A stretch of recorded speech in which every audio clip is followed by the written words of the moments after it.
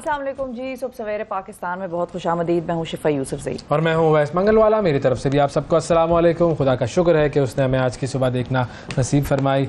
और आज की सुबह का आगाज़ भी रबीउल अव्वल की मुनासिबत से हम करेंगे हुज़ूर अकरम सल्लल्लाहु अलैहि वसल्लम के ज़िक्र से और उनकी सीरत तैयबा की बात हम कर रहे हैं गुज़िश्ता दिनों से कि हुज़ूर अकरम सल्लल्लाहु अलैहि वसल्लम की सीरत को पढ़ना, उस पर अमल करना बहैसियत मुसलमान ये हम सब पर कितना ज़्यादा ज़रूरी है, बल्कि फ़र्ज़ ही है। क्योंकि जब तक आप उन्हें नहीं पढ़ेंगे, उन्हें नहीं समझेंगे तो आपकी ज़िंदगी सही रास्ते पर आ ही नहीं सकती है। बिल्कुल। और बाज़ औक़ात हम कुछ चीज़ों में ऐसे सोचते हैं कि भाई ये चीज़ तो होनी ही है, इसमें हमें उनकी सीरत से मतलब किस तरह से पैगामात मिलते हैं। तो इसमें आप सिर्फ ये जहन में रखिए कि एक वालिद का या वालिदा का अपनी औलाद से रिश्ता क्या होता है। हम सब जानते हैं कि भाई बेइंतहा मोहब्बत होती है और वालिदैन अपने औलाद के लिए कुछ भी कर गुजरने के एक तरह से जज्बे से सरशार होते हैं। मतलब वो कहते हैं कि हमें तकलीफ पहुंच जाए लेकिन हमारी औलाद को कुछ ना पहुंचे।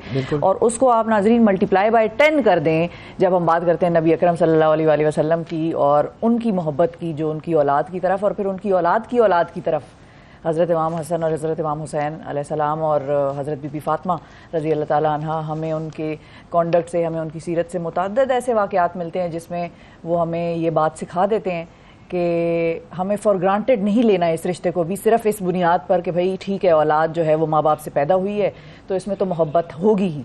वो मोहब्बत भी एक्सप्रेस करनी है, हमने उस मोहब्बत को भी समझना है और उसको भी औलाद तक पहुंचाना है बतौर वालिदैन। पर उसकी भी एक साइकोलॉजी है और वो साइकोलॉजी जो है वो भी हम जब बात करेंगे सबसे बड़ा साइकोलॉजिस्ट इस दुनिया का कौन था तो वो हुज़ूर अकरम सल्लल्लाहु अलैहि वसल्लम ही थे। और ये तो हमने सिर्फ ख़ानदान की बात की ना, हम तो बात करेंगे कि आम लोगों के साथ उनकी मोहब्बत कैसी थी, आम लोगों से, आम बच्चों से उनकी मोहब्बत कैसी थी।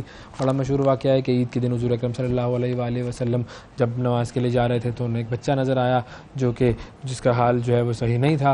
हुज़ूर अकरम सल्लल्लाहु अलैहि वसल्लम ने उससे पूछा तो उसने बताया कि वो उसके वालिद जो है वो इंतकाल कर चुके हैं। तो उन्होंने फिर उस बच्चे को वो घर लेकर गए और उस बच्चे से उन्होंने कहा कि क्या तुम्हें ये पसंद नहीं आएगा कि मैं तुम्हारा वालिद हूँ। तो ये वो कंडक्ट है जो कि आपको माशरे में नज़र आता है तमाम लोगों के साथ। तो हमें भी इसी कंडक्ट को आम करना है और उसका तरीका सिर्फ़ और सिर्फ यही है कि हम सीरत रसूल सल्लल्लाहु अलैहि वसल्लम का मुताला करें। बिल्कुल ऐसा ही। और अब आपको हम लेकर चलते हैं 60 सेकंड्स न्यूज़ दिखाते हैं और उसके बाद प्रोग्राम में मज़ीद आगे बढ़ेंगे। इलेक्शन कमीशन का जनवरी 2024 में आम इंतखाबात करवाने का ऐलान। TTP और दाइश का दोबारा सर उठाना दुनिया भर के लिए बाइस तशवीश है। निगरान वज़ीर-ए-आज़म अनवारुल हक काकड़ का council on foreign relations forum से खिताब। शाहिद खाकान अब्बासी, डॉक्टर आसिम और मुस्तफ़ा कमाल समेत दीगर के रेफरेंसेस एहतसाब अदालत पहुँचा दिए गए। नाब का करप्शन केसेस पर कार्रवाइयों के लिए हसास इदारों के अफसरान की खिदमात लेने का फैसला। वर्ल्ड कप स्क्वाड के लिए बिलाखिर तमाम मुशावरत मुकम्मल, टीम का ऐलान आज होगा। ठोस सबूत हैं कि भारतीय एजेंट हरदीप सिंह के कत्ल में मुलविस हैं जस्टिन ट्रूडो। अमेरिका ने भारत पर इल्ज़ामात के मामले पर कनाडा के साथ किसी भी कशीदगी की तरदीद कर दी। फ्रांस और बेल्जियम के बाद स्विट्ज़रलैंड ने भी नकाब पर पाबंदी लगा दी। ईरान ने जौहरी हथियार हासिल किए तो हम भी करेंगे, सऊदी वली अहद मोहम्मद बिन सलमान। जी ये थी 60 सेकंड न्यूज़। एक ऐलान हो चुका है और एक ऐलान होना है। कौन सा हो गया है और कौन सा होना है? भाई एक ऐलान तो हो गया इलेक्शन का।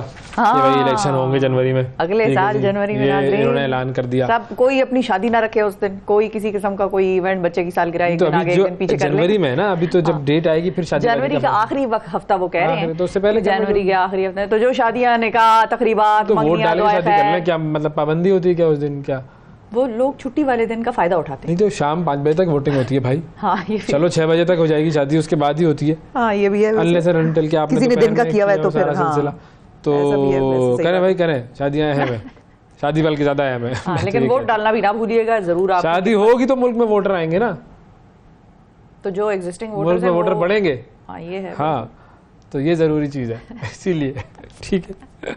और एक ऐलान जो है वो होना है, वो है आज वर्ल्ड कप की क्रिकेट टीम अनाउंस होगी पाकिस्तान की। तो वो देखते हैं क्या होता है। और एक ऐलान हो गया, एक और ऐलान हो गया। वो क्या? वो ऐलान ये हो गया कि स्विट्जरलैंड में भी बुर्के पे पाबंदी लग गई है। तो मुबारक हो मुसलमानों। स्विट्जरलैंड जी, के जी। बारे में बात जरा ये अजीब सी समझ में आई नहीं। क्यों, पहले वहाँ पर मीनारों पे पाबंदी लगी हुई है? मीनारों पे तो लगी हुई है, लेकिन तो ये अजीब क्यों है स्विट्जरलैंड के हवाले से? आप बताएं, आपका स्विट्जरलैंड के साथ जो कनेक्शन है नहीं, उसको कोई जरा नहीं है एक्सप्लेन करें। कनेक्शन, लेकिन स्विट्जरलैंड से कभी इस किस्म की और कोई खबर आई नहीं। इस तरह मीनारों तो पर पूरी पाबंदी दुनिया वाली में, आई इस ना, तरह वो तो तो पूरी कह रहा हूं। दुनिया में अजान पे भी पाबंदी थी ना, लेकिन कुछ ममालिक उस तरफ जा रहे हैं कि भाई आप जुम्मे की अजान जो है वो खुल के कर सकते हैं लाउड स्पीकर पे। तो इस तरह की चीजें लोग अब एम्ब्रेस बेसिकली कर रहे ममालिक हैं। में अजान पढ़नी थी, ममालिक में लाउड स्पीकर पर थी। हाँ, अजान हो सकती है लाउड स्पीकर पर। वो उनका ये था कि भाई हाउस होल्ड जो बाकी नेबरहुड है वो डिस्टर्ब ना हो, वो सो रहे हैं तो आप फजर की अजान जो है वो लाउड स्पीकर पे करेंगे तो वो उठ जाएंगे वगैरह वगैरह, इस किस्म की थी। तो स्विट्जरलैंड से मुझे यही उम्मीद थी और ये हुआ है बिल्कुल। I am disappointed. But disappointment की तो खबर है, लेकिन देखें this calls for action. This calls for action. वो एक्शन क्या है कि हमारे यहाँ पे बहुत सारे लोग कहते हैं कि इस्लाम का पॉलिटिक्स से किसी किस्म का कोई ताल्लुक नहीं है। तो जब इस्लाम पॉलिटिक्स करेगा, इस्लाम अपना एक अलग खित्ता बनाएगा जहाँ मुसलमान रह सकेंगे, मुस्लिम ममालिक होंगे। वो जो कहते हैं ना सेक्युलर मुल्क हो जाओ, सेकुलर मुल्क हो जाओ, तो सेकुलर मुल्क होता है तो भाई ये होता है। जबकि मुसलमानों को रहने के लिए एक अपना वतन या एक अपना खित्ता या एक अपनी ज़मीन चाहिए जहाँ वो अपने तरीके से, अब मिसाल के तौर पर बुरके वालों को अगर रहना है कहीं पर, और सारी दुनिया में ममालिक सेकुलर हैं, उन सब ने पाबंदी लगा दी ना, वो कहाँ जाएंगे बेचारे, मर जाएंगे क्या? उनको अपने लिए एक खित्ता चाहिए जहाँ पर वो अपने कवानीन के हिसाब से रह सकें।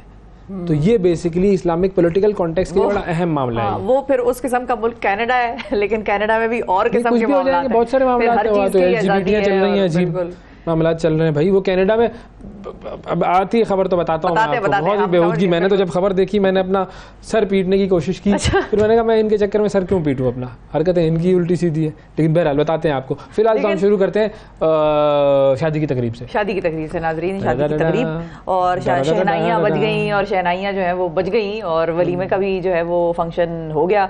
और शाहीन आफरीदी के वलीमे की तकरीब की बात कर रहे हैं नाज़रीन। मैं थोड़ा बिजी था असल में। आप बिजी थे, अवैस नहीं जा सके और मैं भी कुछ बिजी थी। दरअसल अवैस बिजी थे तो उनका जो हिस्से का काम था वो मैं कर रही थी, तो मैं भी फिर बिजी हो गई, तो फिर मैं भी नहीं जा सकी।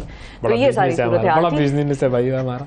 बहरहाल तो जो साथी क्रिकेटर्स थे उन समय दीगर शख्सियात की शिरकत हुई कौमी क्रिकेट टीम के फास्ट बॉलर शाहीन शाह आफरीदी के वलीमे में।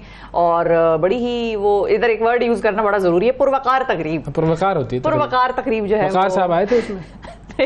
वकार नहीं नजर आया कोई? तो वैसे तो बहुत लोग थे, बड़ी अच्छी खासी एक डफरी थी जो वहाँ पर मौजूद थी। तो हो सकता है उनमें किसी शख्स का नाम वकार ज़रूर हो, लेकिन तकरीब जो है वो इस्लामाबाद में मुनक्किद हुई, जिसमें कौमी खिलाड़ियों समेत समाजी और क्रिकेट से वाबस्ता दीगर शख्सियात की भी शिरकत थी। और ये बाबर आजम भी पहुँच गए इधर? हाँ बिल्कुल। मेरे ख्याल में इनका तो कोई बड्डा नहीं हुआ है भाई। इनका कोई बड्डा नहीं हुआ है, बिल्कुल। आसमा शिराजी भी मौजूद थी, बिल्कुल। अच्छा। और ये देखें ना तस्वीरों में कौन कौन है जी, तस्वीरें हम देखते हैं। और वलीमे की बड़ी शानदार वसीम बदामी थे और जुनैद जमशेद साहब के भाई नजर आ रहे हैं मुझे। अच्छा। इनका भी बड़ा आपस में गहरा ताल्लुक है, क्योंकि इन्होंने शाहीन आफरीदी भी थे भाई कल। कौन? शाहिद आफरीदी। शाहीन आफरीदी, शाहीन आफरीदी वो भी थे। शाहिद आफरीदी, शाहिद आफरीदी भी थे नाजरीन। शाहिद इमामुल हक भी थे। और किसी से कम नहीं नजर आ रहे थे ये दोनों, सास और जो है ना जिसको कहते हैं ससुर और दामाद। ये दोनों बड़े ही एक दूसरे के मुकाबले पर थे। और तकरीब के लिए सजाए गए हॉल में बड़ा ही शानदार एंट्री दी उन्होंने। दावत वलीमा में कौमी टीम के खिलाड़ियों के साथ शिरकत हुई, बड़े लोगों की। लाहौर कलंदर्स के जो थे चीफ एग्जीक्यूटिव आतिफ राना साहब वो भी थे, फिर आकिब जावेद साहब भी थे। आकिब जावेद साहब भी थे, बिल्कुल। बाबर आजम, शादाब खान, इमामुल हक, हारिस रऊफ, नसीम शाह, फ़खर जमान, मोहम्मद रिजवान और अरशद नदीम ओलंपियन वो भी थे इस शादी में, उन्होंने भी शिरकत की। और इंटरेस्टिंग फंक्शन था, बड़ा अच्छा, अच्छी बड़ी अच्छी रौनक लगी हुई थी वहाँ पर। और मज़ा आया वही देखकर, तस्वीरें बड़ी इंटरेस्टिंग थी। आहिस्ता आहिस्ता तस्वीरें और भी सामने आएंगी, सोशल मीडिया पे भी आप इनके पेजेस वगैरह फॉलो करेंगे तो आपको नज़र आती रहेंगी तस्वीरें। अच्छी बात है जी, गुड गुड गुड, पसंद आई ये बात। अच्छा है, देखें ये शादी तो दुल्हन तो ले आए हैं, अब आप प्लीज़ वर्ल्ड कप भी ले आइएगा, ठीक है? हाँ, उसको भी अब दुल्हन ही समझिए। हाँ। वो भी इतना ही संगीन मार्का है जितना के शादी। हाँ। शादी देखें उसके लिए भी आप दुनिया को मनाएंगे। लोग कितने थे? तकरीबन कोई 800 के करीब लोग थे भाई। अच्छा। हाँ हाँ, 800 से ज्यादा मेहमान थे। गिनती 802 हो जाते, क्या हो जाता शायद भाई? क्या हो जाता? मसला क्या था? शायद भाई क्या कह सकते हैं नाज़रीन। तो बहरहाल एक अच्छी तकरीब और वेरी गुड जी, बहुत बहुत मुबारक हो, बहुत बहुत मुबारक हो। अल्लाह ताला इनको जो इनकी अज़दवाजी ज़िंदगी है उसमें बरकत डाले, बिल्कुल बरकत डाले, मोहब्बत डाले, और एक दूसरे के साथ इसी तरह ये लोग ज़िंदगी को आगे बढ़ते रहे। ज़बरदस्त, बेहतरीन। अच्छा जी, तो एक तो ये हो गई शादी। दूसरा एक मुकदमा हुआ है, बड़ा कमाल मुकदमा, और वो जो अदालत ने फैसला दिया है वो भी बड़ा कमाल फैसला है। एक अदाकार है भारत के जो करते हैं वो चकास। ये कौन है? सोचिए कौन है? कौन? रजनीकांत? चकास? नहीं, रजनीकांत चकास। चश्मा उनका तो कुछ इस तरह का स्टाइल होता है ना। ये बॉलीवुड के अदाकार है। अच्छा, चकास कहते हैं वो, चकास। कौन है? सोचो। अच्छा, कपूर उनके नाम में आता है। अनिल कपूर चकास। अच्छा, और बड़े जवान लगते हैं। Mister young, evergreen. अब उन्होंने किया क्या है? भारत के मशहूर अदाकार अनिल कपूर, उन्होंने आर्टिफिशियल इंटेलिजेंस के खिलाफ मुकदमा जीत लिया है। और जी जी जी जी जी जी तो असल में आजकल किया हुआ था ये मुकदमा? मैं बताता हूँ आपको। बेसिकली हो ये रहा है आजकल के मसनूई ज़हानत के जरिए मशहूर अदाकारों की आवाज़ें, चेहरे और उनके नाम को इस्तेमाल करके वीडियोस बनाई जा रही है। ऐसा ही है। तो अनिल कपूर ने दिल्ली हाई कोर्ट में अपनी शख्सियत के हुकूक का मुकदमा दायर किया था, और अदालत ने उसमें फैसला ये सुनाया है कि मसनूई ज़हानत के जरिए अनिल कपूर की तस्वीर, आवाज़ या उनके नाम को उनकी इजाज़त के बगैर इस्तेमाल नहीं किया जा सकता, और भारत से बाहर भी ये हुक्म लागू होगा। और डीप फेक वीडियोस भी आपको पता है आजकल बहुत ज़्यादा चल रही हैं, उसमें किसी भी शख्सियत की ऐसी जाली वीडियोस बनाई जा सकती हैं जो बड़ी हकीकी नज़र आ रही होती है। अच्छा, तो इस वजह से भी उन्होंने फिर ये मुकदमा किया था कि भाई ये मामला हैं, और आपको पता है वो जगास कोई भी डाल देता है हर जगह पे, जगास। सही बात है। कहा, अब मैं इंटरेस्टिंग है, ये तो मज़ेदार चीज़ है फिर जी, बड़ा अहम। लेकिन ये है कि ये अच्छे खासे नाजरीन यंग लगते हैं, अब नहीं देते होंगे ना, ये टाइम नहीं देते होंगे, तो अगले है वही इनके पूछे बगैर ही इनकी तस्वीरें वीडियोस लगा देते होंगे, कहीं इस्तेमाल कर देते होंगे अपनी तशहीर के लिए।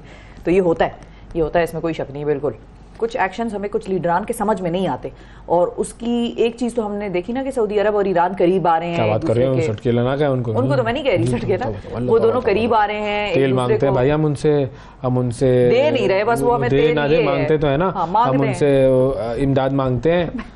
क्या बात कर रही हैं आप? कुछ नहीं कह रही, मैं ये कह रही हूँ कि कुछ ऐसे एक्शंस होते हैं जो समझ में नहीं आते या एक दूसरे को काउंटर करते हैं। मिसाल के तौर पे अभी हमने कुछ अर्सा पहले इस चीज को बड़ा सेलिब्रेट भी किया था कि भाई बड़ा वाइज डिसीजन है कि ईरान और सऊदी अरब जो है वो करीब आ रहे हैं, वो अपनी एनिमोसिटीज भुला के, रंजिशें भुला के अब अगले दौर में एंटर हो रहे हैं। लेकिन अब हुआ क्या, सऊदी अरब के वली अहद शहजादे जो है मोहम्मद बिन सलमान, उन्होंने फॉक्स न्यूज़ को इंटरव्यू दिया, और उस एक इंटरव्यू में का जो है वो दुनिया में चर्चे इस वक्त चल रहे हैं। दो बातें बड़ी अहम उन्होंने की। एक तो उन्होंने कहा कि उनका मुल्क इसराइल के साथ तेजी से ताल्लुकात की बेहतरी की तरफ जा रहा है, और हम हर रोज एक दूसरे के करीब होते जा रहे हैं। और उन्होंने एक चीज बल्कि वाज़े भी की साथ में, वो ये कहा कि सफारती ताल्लुकात कायम करने के लिए फ़लस्तीनियों का मसला हल करना होगा। ये उन्होंने एक की है। Thank you sir. ये भी है। अच्छा, इसके अलावा उनसे एक चीज़ और पूछी गई कि ईरान ने एटम बम तैयार कर लिया है, तो आप क्या करेंगे? तो उन्होंने इसका बड़ा ही अजीब सा इंटरेस्टिंग सा जवाब दिया। इसको उस मंजरनामे में देखिए कि जहां पर दोनों ममालिक ईरान और सऊदी अरब करीब आ रहे हैं। उन्होंने जवाब में कहा कि फिर हम भी एटम बम हमें भी बनाना पड़ेगा। और ये इंटरव्यू उस दिन नशर हुआ जिस दिन जो बाइडन और इजरायली वजीर आज़म नेतन्याहू के दरमियान मुलाकात में इसराइल सऊदी अरब जो ताल्लुकात हैं उसके क़याम के लिए मिलकर काम करने का अहद किया गया। तो ये ताल्लुकात थे ना, उसमें अच्छे ताल्लुकात की थोड़ी बात की थी। उन्होंने कहा था हम ताल्लुकात बनाएंगे, अब वो बुरे ताल्लुकात भी हो सकते हैं, बम बनाएंगे। हाँ, मतलब उन्होंने कहा कि अगर वो बम बनाएंगे तो फिर हमें भी बम बनाना पड़ेगा। तो ये है। अब देखिए, ईरान तो बड़े अरसे से बम बनाने की कोशिश कर रहा है, उस पर तो सैंक्शंस इतने हैं। लेकिन हुजूर आप ये भी जहन में रखिए कि आपका जो बड़ा एक और क्लोज दोस्त है अमेरिका, वो भी ईरान के साथ बड़े अच्छे ताल्लुकात का जो है वो ख्वाहा नजर आ रहा है। तो अगर उन्होंने वो कैसे ख्वाहा है ईरान, मतलब जो उन्होंने प्रेजेंस स्वाप वो किया है, और उनके ईरान के पैसे जो है उन्होंने रिलीज कर दिए कि वही देंगे, तो हो सकता है सबके अच्छे ताल्लुकात होंगे एक दूसरे से, सब बम बनाएंगे। सिवाय कौन बम बनाएगा? नहीं, सिर्फ ताल्लुकात की बात कर रही हूँ मैं। बम तो बना लिए है, हाँ। बम तो बन गए बहुत सारे, लेकिन ये है कि सिवाय दो ऐसे ममालिक हैं जिनके ताल्लुकात ठीक नहीं हो सकते, और वो ठीक नहीं होंगे, वो ठीक होने भी नहीं चाहिए, और ऐसी की तैसी। अच्छा, और इंटरेस्टिंग आसान अल्फाज में कह रहा हूँ मैं, सिंपल किसी को, लेकिन ये है कि ईरान और सऊदी अरब को ये बात जहन में रखनी होगी कि ऐसा आने वाले वक्तों में बिल्कुल possible, anything is possible in love and war. तो पहले वॉर थी, अब लव हो सकता है।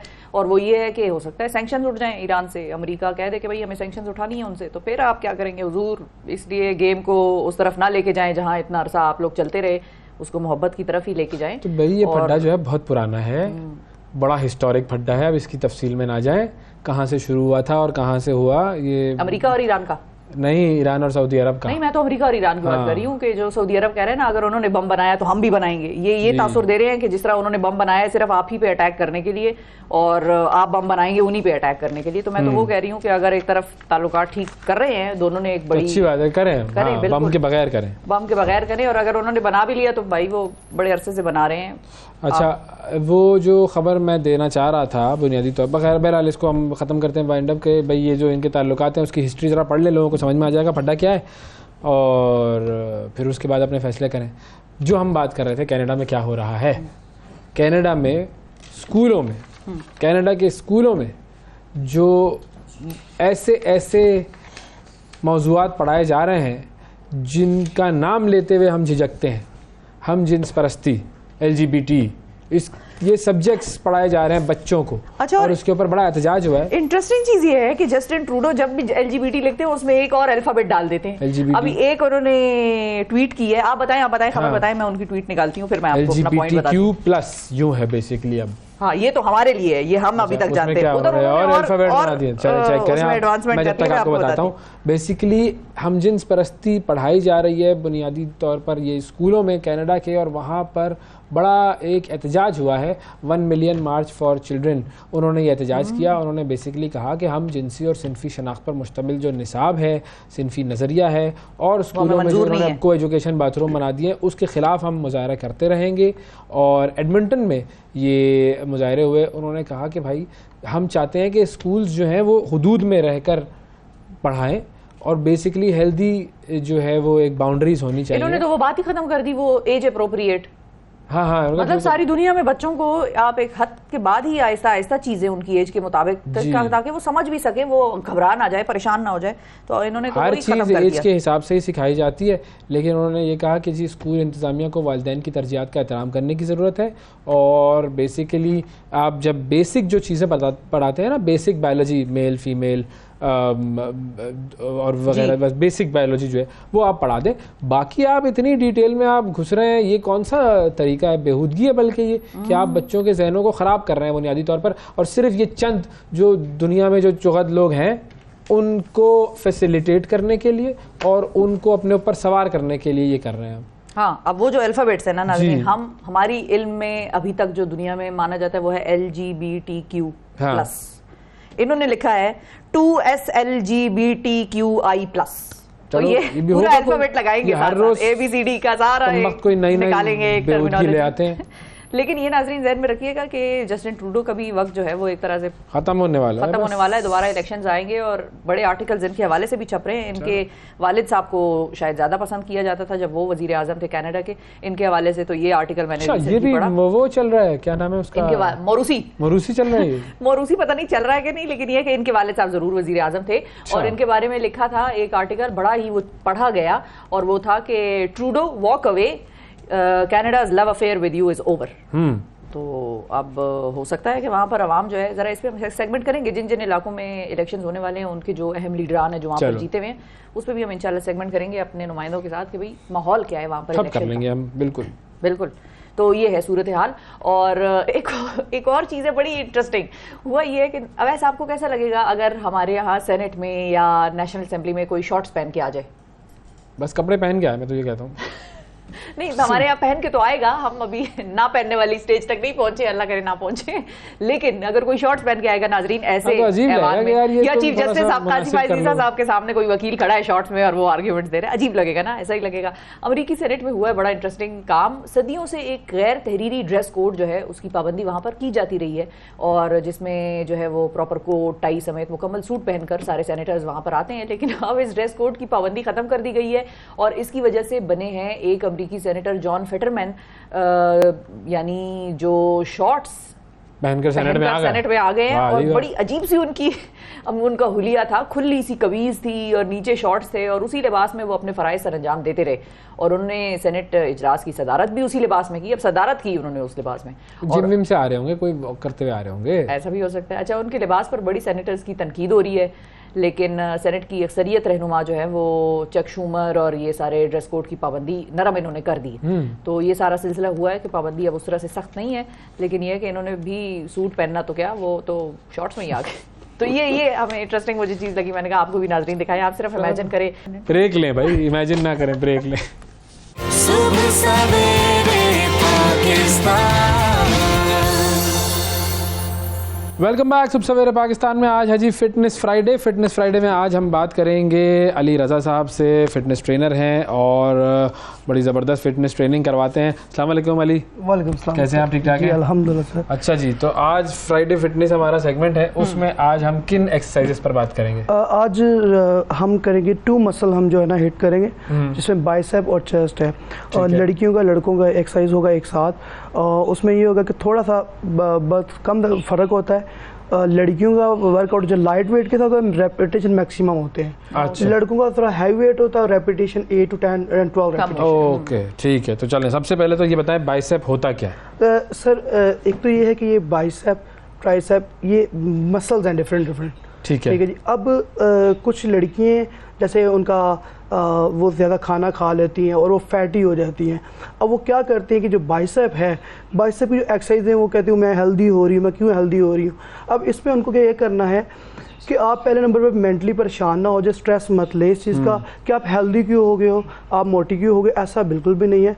अब आपने अगर पर डे एक्सरसाइज में आपने 2 मसल्स हिट करने, वैसे हमारी पूरी बॉडी में जो है ना वो आप पर डे 2 अगर मसल हिट करते हैं तो वीक में 5 जो है ना वो मसल इजीली हिट कर सकते हैं। और सैटरडे संडे हमारा ऑफ होता है। अब इसी तरह जैसे ये डम्बल मेरे पास है, सही है, डम्बल मेरे पास है। अब बाइसेप मैं पूछ रहा था, बाइसेप ये है, ये वाला डोला, इसको जो सामने वाला बेसिकली डोले बनाने हैं ना, आसान अल्फाज में हम लोगों को समझाएंगे भाई। ये सामने वाला डोला, जी सामने वाला डोला। अब इस डोले के लिए क्या करना है? अभी ये होगा कि आपने इजीली जो है ना फ्रंट जो है आप कोई भी वेट लेना, जैसे मेरे पास ये वेट है तो आपने बिल्कुल आसानी से बिल्कुल स्लो स्क्वीज करवाना है ऊपर को एंड स्लो डाउन। ओके, ये 8 रेपिटेशन 1 को करने हैं। लड़कों की एक्सरसाइज है, ठीक है। 1 कितने वेट के साथ? ये जो इजी है बट लाइट वेट के साथ स्टार्ट करेंगे। रेपिटेशन मैक्सिमम होंगे लड़कियों के, और लड़कों के हाई वेट लगाएंगे बट रेपिटेशन 8, 10 and 12 रेपिटेशन 1 को ये आप करेंगे। इसमें आप लड़कियों के लिए आपने कितनी रेपिटेशन बताई? रेपिटेशन होगी 12, 18 और 24, बट वो लाइट वेट 1 kg वेट के साथ। हाँ जी, ताकि उनका जो मसल्स है वो प्रॉपर बिल्ड ना हो और वो फैट लॉस की तरफ आए। ठीक है जी, ये बहुत ज़रूरी है। उससे पहले आप वार्म अप कर सकती हैं, वार्म अप आपके लिए बहुत अच्छी चीज़ है। आप जब भी एक्सरसाइज करती हैं तो वो सब आपके लिए बेहतर है। और जो लड़के हैं, अब जैसे हमने अभी फ्रंट बाइसेप लगाया, इसी तरह हम साइड बाइसेप इजीली लगा सकते हैं। अच्छा, ये इसी का पोजीशन हमने चेंज कर दिया। पहले सीधे थे हाथ ऐसे, बिल्कुल, अब हमने तो इससे फर्क क्या पड़ेगा? मसल पे क्या फर्क? बाइसेप ब्राइसेप पर उसका अच्छा इम्पैक्ट आएगा। बाइसेप को हमने अगर हिट करना है तो हम आप कोई भी एक्सरसाइज करते हैं, जस्ट वेट नहीं उठाना, आपने उसके रेपिटेशन भी काउंट करने हैं। फिर प्लस आप जब रेपिटेशन काउंट कर रहे हो उसको नीचे बिल्कुल स्लो लेके जाना है ताकि मसल को फील हो। नहीं तो ये जो पोजीशन है हमारी, जो हाथ सामने है इस तरह से करके, जी। तो इसमें तो हमारा ये वाला जी फ्रंट बाइसेप। जब आपने हाथों को ऐसे कर लिया जी, तो फिर कौन सा मसल? Side bicep. हाँ जी, front bicep and side bicep. आपने बड़ा वजन उठाया हुआ है, प्लीज ये ना करें। ये थोड़ा आप खवातीन कम वजन उठाएं, इतना वजन आपने उठा लिया शिफा, ना करें। हाँ जी, और लड़कियां जो है कोई भी एक्सरसाइज कर रही हैं, अगर बाइसेप भी लगा रही हैं तो अपने हाथों को बिल्कुल ऐसे बिल्कुल स्ट्रेच दे लें। ठीक है जी, बिल्कुल स्ट्रेच दे लें। ठीक है जी, अपने हकलाई को स्ट्रेच दे लें। उसके बाद वो लाइट वेट के साथ शुरू करेंगी और वो 12 रेपिटेशन, 18 रेपिटेशन और 24 रेपिटेशन। लड़कियां गलती मोस्टली ये कर रही हैं कि वो ट्रेनिंग जब शुरू कर लेती हैं तो वो लड़कों की तरह हाई वेट लगाती है। आप बिल्कुल मत हाई वेट लगाएं। अगर आपने स्लिम स्मार्ट और एक लुक लाइक मॉडल लड़की रहना है तो लाइट वेट रेपिटेशन मैक्सिमम करें। मॉडल लड़की रहना, और मॉडल लड़की बनाओ है बस, बिल्कुल। और मॉडल लड़के ना बनाओ। नहीं हम सर हम मुकाबला नहीं लड़कियों से कर सकते, लड़कियों की एक अलग स्ट्रक्चर है हमारा। अच्छा, तो ये हो गई बाइसेप की। जी, ये होगी बाइसेप की। इसी तरह जैसे ये बाइसेप आप करते हो तो उसमें एक और एक्सरसाइज है जिसमें आपने क्या करना है, अपने बाजू को ऊपर लेके जाना है, फिर मैक्सिमम टर्न अराउंड करना, फिर नीचे लेके। ओह अच्छा, ये बहुत अच्छा इम्पैक्ट आएगा इस पे। आप बाइसेप पर बहुत आप इजीली एक अच्छा इम्पैक्ट आएगा। बिल्कुल आपने टर्न करना और नीचे लेके जाना है। ये दिखाएं जरा, ये तो मुझे मुश्किल लग रही है कुछ। नहीं है मुश्किल, लेकिन ये ऐसे ऊपर लेके जाना है, फिर बिल्कुल अपर टर्न करके फिर बिल्कुल स्लो नीचे लेके आना। क्या और स्लो नीचे। यस, ऐसे ऊपर लेके जाना कर ली, हो गए, बन गया। स्लोली जी बिल्कुल। तो इसी तो के कितने साल में ये डोले जो हैं वो लोगों को नजर आने शुरू हो जाएंगे? जी, इसमें देखें फिटनेस और बॉडी बिल्डिंग में ये फ़र्क होता है कि बॉडी बिल्डिंग में आपने जस्ट मसल बिल्ड करना है, मगर अगर आप एथलीट को देखें तो वो रनिंग बहुत फास्ट कर सकते हैं, हाइकिंग कर सकते हैं जी। और जो बॉडी बिल्डर है वो एक बॉडी उनकी दिखती बहुत प्यारी, मगर उनमें स्टेमिना उतना ही कम होता है, ठीक है जी। और आजकल जो बच्चे हैं वो ज़्यादा मैन फिजिक की तरफ आ चुके हैं, जिसमें वो नेचुरल जो है वो कम्पीट करते हैं। बॉडी बिल्डिंग वो अलग सेगमेंट है जिसमें वो ये बेसिक आप उसको जो है वो फिट कर देंगे। चेस्ट की बताएं। चलें, चेस्ट एक्सरसाइज। अब चेस्ट एक्सरसाइज में दो चीज़ें हैं। चेस्ट एक्सरसाइज में स्टार्टिंग जो होगा वो पुशअप से होगा, ठीक है। स्टार्टिंग पुशअप से होगा। अगर आप इजीली आप सीधे पुशअप कर सकते हैं तो कर लें। अगर लड़कियों से नहीं पुशअप हो रहे तो वो क्या करेंगी, अपनी बॉडी को बिल्कुल स्ट्रेट रखेंगे, बिल्कुल ऐसे सामने, और आप बिल्कुल ये नीचे अपने जो बेंड करके बॉडी को, पर अपर बॉडी आपने स्ट्रेट रखनी है। बैक को ऐसे बैक बॉडी बेंड में बिल्कुल ऐसे बिल्कुल स्ट्रेट रखना है। सही। एंड स्लो स्क्वीज करना है, स्लो स्क्वीज करना है और ऐसे ऊपर आना है। इसके आप 6 रैप, 8 रैप एंड 10 रैप्स, क्योंकि लड़कियों और लड़के जो है वो इजीली अपने पुशअप लगा सकते हैं। तो आपने करना है स्लो लगाना है और स्लो ऊपर आना है, स्लो नीचे जाना है एंड स्लो ऊपर आना है। फेस सामने रखना है। फेस इसीलिए भी सामने रखना है कि अगर लड़कियों का या लड़कों का डबल चिन का इशू वो भी इसी में कवर अप होगा। तो साथ साथ बबल आप चबाते रहें तो वो आपके लिए बहुत एक अच्छी है ये। इसी तरह जो लड़के हैं अब वो क्या कहते हैं, डायमंड पुशअप भी इजीली लगा सकते हैं। डायमंड पुशअप क्या है? जी, डायमंड पुशअप ये है कि हाथों को बिल्कुल अगर आप अपना पोस्चर इसके ऊपर कर दें, मैट के ऊपर पूरा, तो वो कैमरे पे ज़्यादा अच्छा। चलिए ऐसा कर लेते हैं जी। Diamond pushup. जी, डायमंड पुशअप ये है कि आपने क्या करना है, अपने हाथों को बिल्कुल क्लोज करना है। अच्छा, अपने हाथों को क्लोज करना है, स्लो हाथों को ऐसे करना है, ये सामने रखना है, ये ऐसे होंगे हाथ और करीब होंगे। जी जी। और इसमें आपका ट्राइसेप भी हिट होगा, बाइसेप तो ऑलरेडी आपका हो गया था, पर ये कि आपका फैट गिरना शुरू हो जाएगा। और कोशिश करें कि जो आप एक्सरसाइज जब भी करते हैं तो बिल्कुल उसको मेंटली रिलैक्स हो करें, अपना पोस्चर सीधा रखें, पानी गिलास पास रख लें, थोड़ा थोड़ा करके पानी पिए, बबल पास रख लें, वो भी ताज़ा चबाएं और ट्रेनिंग करते रहें। इसी तरह आपने क्या करना है कि इसमें सुपर सेट होते हैं। अच्छा, सुपर सेट में क्या हो गया कि अगर आप जस्ट बाइसेप ट्रेन कर रहे हैं तो वो एक मसला है। अगर बाइसेप चेस्ट इकट्ठे ट्रेन कर रहे हैं तो एक साइड आपका बाइसेप का होगा, फिर एक साइड आपका चेस्ट के लिए पुशअप वगैरह का होगा। अब इसी तरह जैसे ये डम्बल हैं, अब जैसे ये डम्बल हैं हमारे पास जी, एक्सरसाइज कर ली ना, देख के थक गई। ये कुछ लोग होते हैं जो एक्सरसाइज देख के थक जाते हैं। नाजरीन, ये आपकी मिसाल सामने।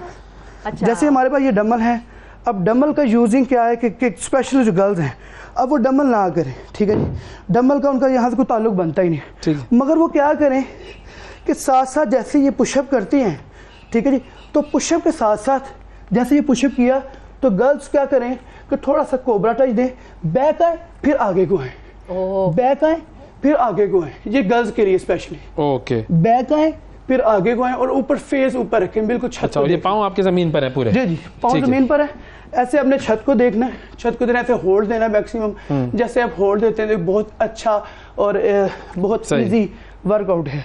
तो फिर साथ साथ में पर डे आपको 10 गिलास पानी हर हाल में पीने ही पीने हैं। अगर आप कहती हैं कि फैट लॉस कर रहे हैं, तो फैट लॉस में सबसे जो ज़्यादा ज़रूरी है कि आपको पर डे पानी पीना है 10 गिलास, ये बहुत ज़रूरी है। और अगर इन केस अगर आप कहते हैं कि ठीक है मैं पानी भी नहीं पीऊँगी, मैं ट्रेनिंग हार्ड करूँगी, उससे क्या होगा कि आपके स्टमक में गर्मी होगी, आपका हार्ट बीट ऊपर चला जाएगा, तो फिर मामला खराब होगा। अच्छा, ये बताएं, ये जो नमक का मामला है, पानी और नमक, पहले वक्तों में जो हमारी एथलीट्स अब भी जब होते हैं तो वो अक्सर नमक के साथ पानी रखते हैं और वो थोड़ा सा नमक को भी चखते हैं, लेकिन गेम्स में हमें ये कहा जाता है कि भाई नमक आप कम से कम इस्तेमाल करें क्योंकि वो वाटर रिटेंशन करता है। नहीं, आप बिल्कुल ठीक कह रही हैं। देखिए जैसे जिद्दत आ रही है तो फिटनेस में डॉक्टर भी इन्वॉल्व हो चुके हुए हैं, रिसर्च जो है वो हर साल जैसे चेंज हो जाती है, तो जैसे कोई न्यू चीज़ आती है तो फिटनेस इंडस्ट्री में मार्केट में आ जाती है, तो वो सारी की सारी इम्प्लीमेंट होती है ताकि आप ईजी अपने टारगेट को अचीव कर सके। ये है, चाहे वो लड़की चाहे वो मर्दों की चेस्ट एक्सरसाइज जो है वो विद डंबल्स। हाँ, विद डंबल। अब मर्दों की जो एक्सरसाइज है वो क्या करेंगे, आप इजीली ऐसे लेट जाएं, इजीली अपने ऐसे लेट जाएं, ठीक है जी। अब ये है बटरफ्लाई, ठीक है जी। बटरफ्लाई में क्या होगा कि 2 चीज़ें हैं, आपने सिर्फ डंबल पकड़ने और हल्का सा ऐसे बिल्कुल बाजू खोलने वाले नीचे ज़मीन पे लगाना, इसी तरह आपने ऊपर लेके चले जाना। तो ये ज़मीन पर किए जा सकते हैं या किसी टेबल, वो जो क्या होती है वो स्टूल पर भी होता है? स्टूल पर भी होता है, मगर अगर आप घर में कर रहे हैं तो आप इजीली ओके। आप फर्श पर लेट के जो है वो कर सकते हैं। इसके 10 to 12 रेपिटेशन 1 गो आपने करने, तो इससे भी आपका एक अच्छा इम्पैक्ट आएगा। ठीक है जी। एक ये एक्सरसाइज है, हाँ, बटरफ्लाई, और एक प्रॉपर एक अपर चेस्ट एक्सरसाइज है। ठीक है, ये डम्बल के साथ ईजी है। और अगर कुछ जो जैसे लड़की हैं, अगर लड़कियां ट्रेन करनी तो अपने बैक को थोड़ा सा ऊपर उठाएंगी ताकि वो उनका एक आर्च बनी रहे। ठीक है, और गर्ल्स जो हैं वो क्या करेंगी, वो ऐसे जो है ना खोलेंगे, बट अगर वो अपने अपर चेस्ट फैट को ख़त्म करना चाहती है तो वही लाइट वेट ही यूज़ करेंगी, फिर ऐसे ऊपर आएंगे। बॉयज़ हैं वो इजीली बैक को नीचे रख सकते हैं, जो गर्ल्स ऐसे ऊपर रख के वो कर सकती हैं। ठीक है, ये उनके लिए बहुत एक अच्छा इम्पैक्ट आएगा, गर्ल्स और बॉयज़ दोनों के लिए। ज़बरदस्त। फिर इसी तरह एक और चीज़ है, जैसे फॉर एग्जांपल मेरे पास ये डम्बल है, अब ये सिंगल डम्बल है, तो आप गर्ल्स हैं या बॉयज़ हैं वो क्या कर सकती हैं, इजीली स्लोली नीचे जाएंगी एंड स्लोली ऊपर आएंगी। जैसे स्लोली आप नीचे जाएंगी तो आपकी अपर चेस्ट या लोअर चेस्ट का फैट भी उसी पे ही कम होगा। ये गर्ल्स के लिए बहुत अच्छी एक्सरसाइज है। इसमें ये कितने सेट? वही 10 रेपिटेशन 12 रेपिटेशन जो इजीली कर सके, फिर आस्ते आस्ते रेपिटेशन बढ़ा दें, बट वेट मत बढ़ाएं, सिर्फ रेपिटेशन बढ़ाएं। ओके, ये बहुत ज़रूरी है लड़कियों के लिए। ऐसे नीचे जाना है, फिर ऐसे ऊपर आना है, ऐसे नीचे जाना है और स्लो स्क्वीज, और फिर ऐसे ऊपर आना है। तो ये बहुत ज़रूरी चीज़ें हैं। हाँ, जो आपका ट्रेनर है, जो आपका फिटनेस कोच है, उसको आपके गोल टारगेट जो वो पता होना चाहिए। हाँ, करना पहुंचना कहाँ है। शेयर करें, आप शेयर करें।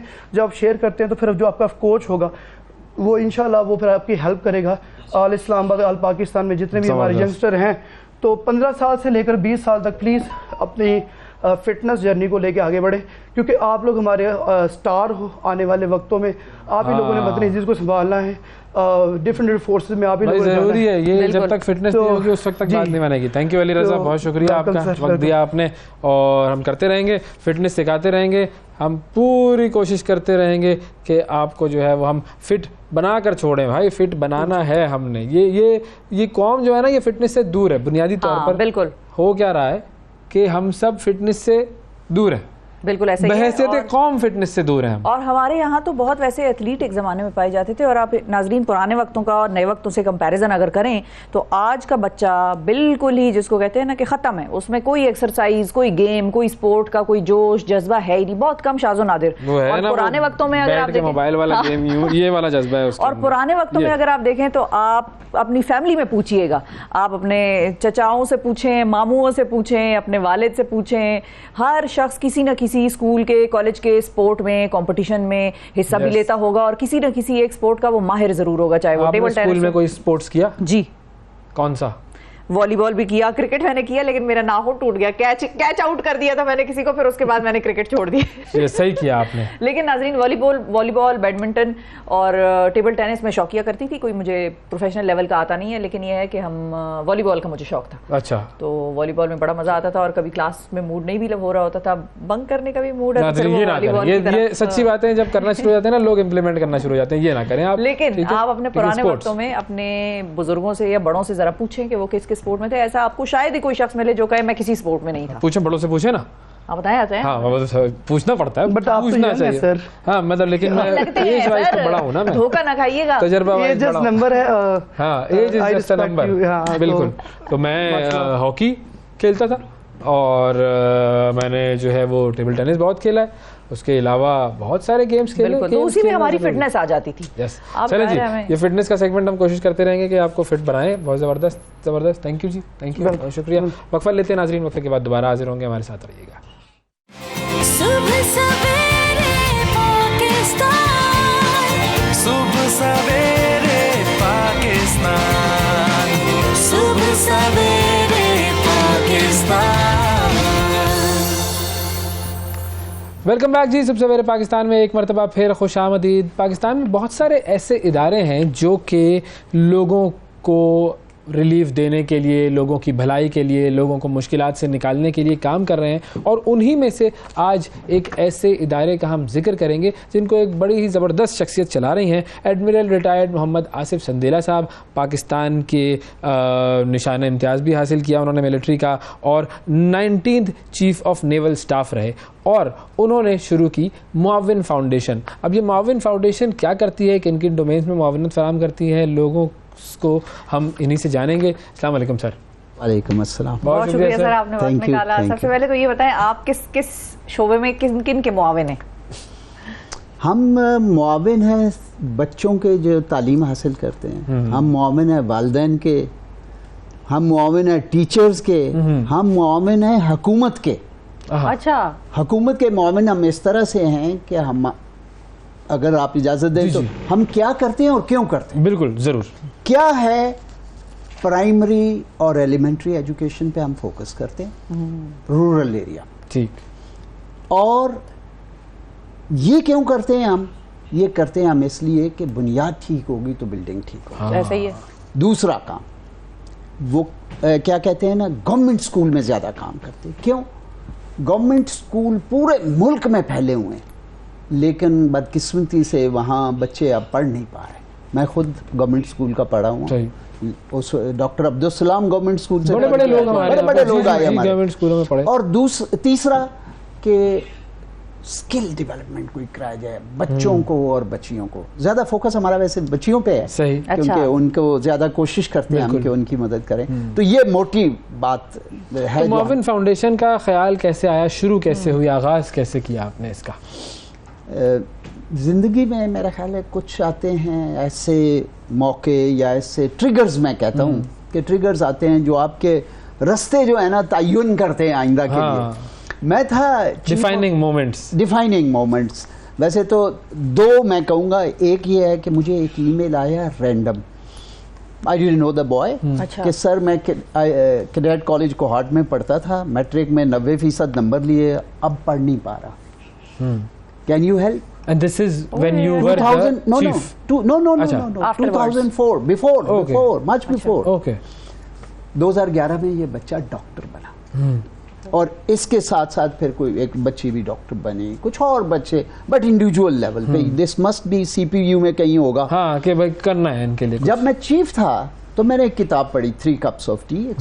बड़ी जबरदस्त किताब है सर, क्या कमाल उसकी किताब है। कंट्रोवर्सी भी बाद में बहुत आई, बाद में उस बंदे की लेकिन बनी जब थी मैंने ये controversy। किताब पढ़ी, यहाँ स्कूल में बता रहे हैं, तो हम भी कर सकते हैं।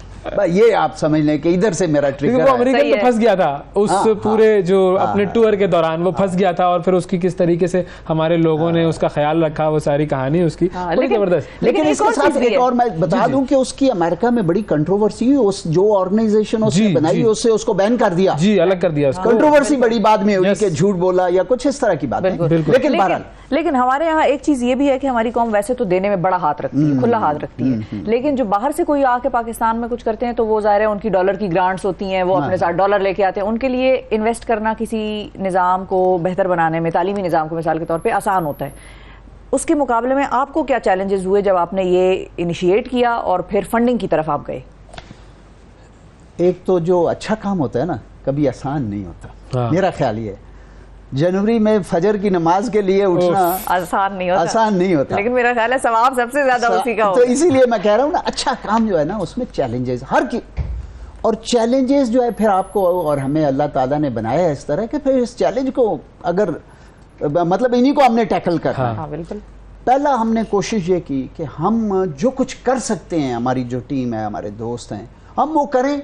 उसके बाद क्या नाम है, अवैस को बुलाएंगे या शिफा को बुलाएंगे कि आओ देखो। वो कहते हैं ना कि आप कहें कि मैंने मस्जिद बनानी है तो शायद लोग पैसे कम देंगे, आप कहें मैंने मस्जिद बना ली है, 3 दीवारें भी बना ली हैं, 1 दीवार रह गई है तो लोग ज्यादा देते हैं। हाँ, क्योंकि वो नजर आ जाता है उनको, नजर आता कुछ हो रहा है। तो हमने शुरू में जो हम कर सकते थे उससे शुरू किया, और आहिस्ता आहिस्ता फिर हाँ एक और हमने काम किया कि लोगों से पैसे हमने कहा कि एज फार एज नहीं लेने। अच्छा, आपने कहा जी मैंने कुछ करना चाहता हूँ, तो हमने कहा जी हमारे एक स्कूल में कंप्यूटर लैब लगा दो, सोलर लगा दो, कमरे बना दो।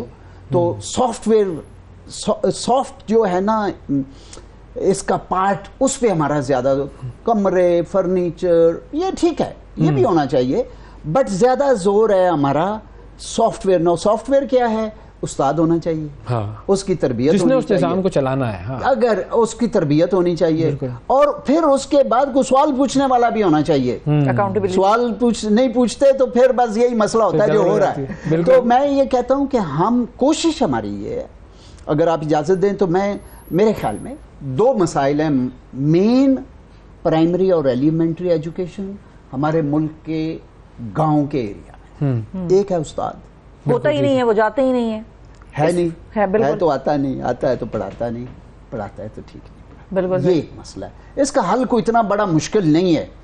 मैं बताऊं आपको कि गवर्नमेंट स्कूल में चूंकि हम काम करते हैं तो गवर्नमेंट तो बहुत अच्छी तनख्वाह दे रही है इनको, केपी में, पंजाब में, सिंध में, बलूचिस्तान का मुझे नहीं पता कि काम नहीं कर रहे हैं, ठीक है, बहुत अच्छी तनख्वाह है इनकी। प्राइवेट स्कूल जिधर आपके बच्चे शायद जा रहे हैं उनसे ज्यादा ले रहा है गवर्नमेंट स्कूल का। अच्छा, प्राइवेट का तो बड़ा एक्सप्लॉयटेशन है टीचर। दूसरा मसला एक है अंग्रेजी।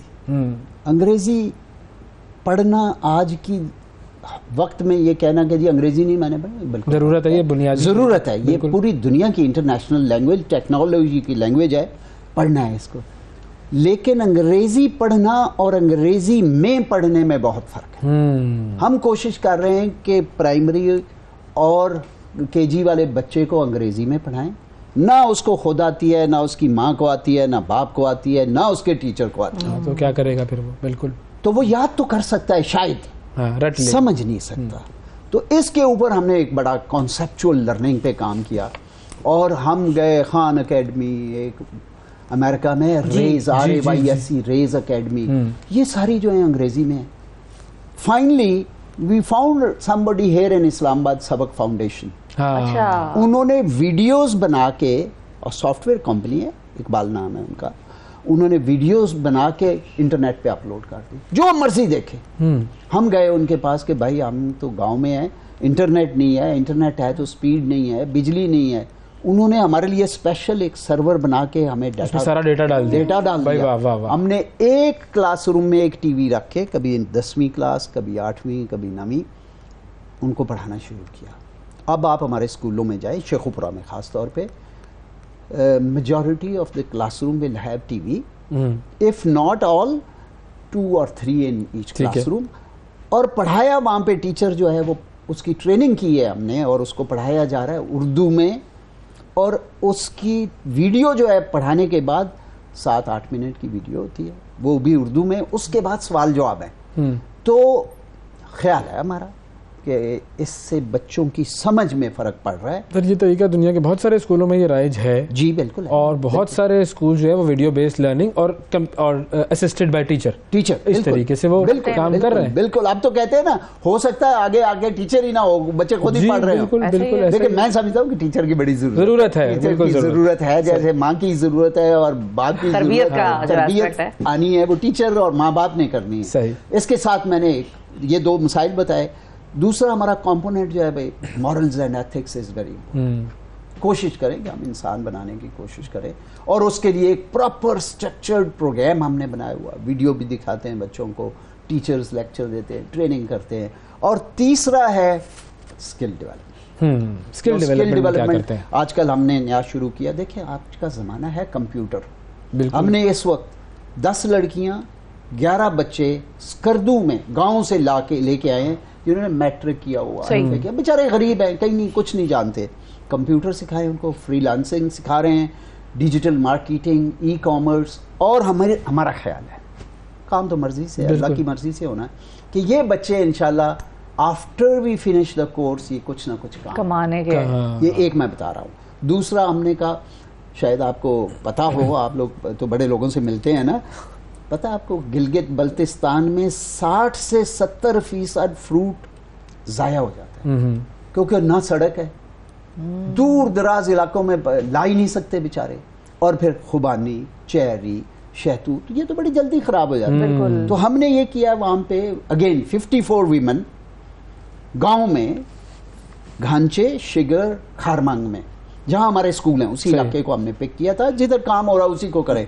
गरीब औरतें, कोई बेवा है, कोई जिसका कोई नहीं, उनको ट्रेन किया बाकायदा, लेकिन उनके पास खुबानी का दरख्त भी है, चेरी का भी है, और उनको हमने ट्रेन किया है कि जी पहले तो अपने दरख्त की कैसे केयर करनी है, सही। फिर उसके बाद जब दरख्त के फूल फल आने शुरू, आए, फिर हाँ, आपने क्या करना है, फल आएगा आपने क्या करना है, फल जब तोड़ना है तो कैसे तोड़ना है, हाँ। उसकी सफाई कैसे होनी है, उसकी ग्रेडिंग कैसे होनी है, और फिर उनको ट्रेनिंग दी है, साथ उनको मटेरियल लेके दिया कि इसको ड्राई करना है, सही है। सही। ड्राई भी करें। और फिर भी फ्रूट इतना होता है कि वो सारा ड्राई नहीं हो सकता क्योंकि हर वक्त धूप नहीं ना होती उधर। जैम, जेली, कुछ इस तरह ये बना लें। ये तरकीब सिखाई है उनको, और अब इंशाल्लाह ताला उनको हम कनेक्ट अप कर रहे हैं विद मार्केट। जो बेचारी 20-25 हज़ार बना रही थी, हमारा ख्याल है वो लाख सवा लाख बनाए। भाई वाह, इंशाल्लाह। जबरदस्त। ये तो ये एक देखें। पूरा 180 डिग्री प्लान चेंज है, आ गया ना पूरा उसकी प्लान जिंदगी है, में। इकोनॉमिक प्लान है। तो इसके अलावा लड़कियों के लिए ये औरतें जब तक अल्लाह ताला ने इस दुनिया में रखी हैं, 2 काम चलते रहेंगे, कपड़े और ब्यूटिशियन। ये जरूरी है, ये बहुत जरूरी है। और ये मर्दों के लिए भी उतना ही जरूरी है। मर्दों के लिए शायद हाँ ठीक है, लेकिन आप जाए ना गांव में, हम चूंकि गांव में हाँ। पूछे ना आपको क्या चाहिए। अभी हमने नौशहरा में खोला है, हमने फ्लड में कुछ काम किया नौशहरा और चारसद्दा में।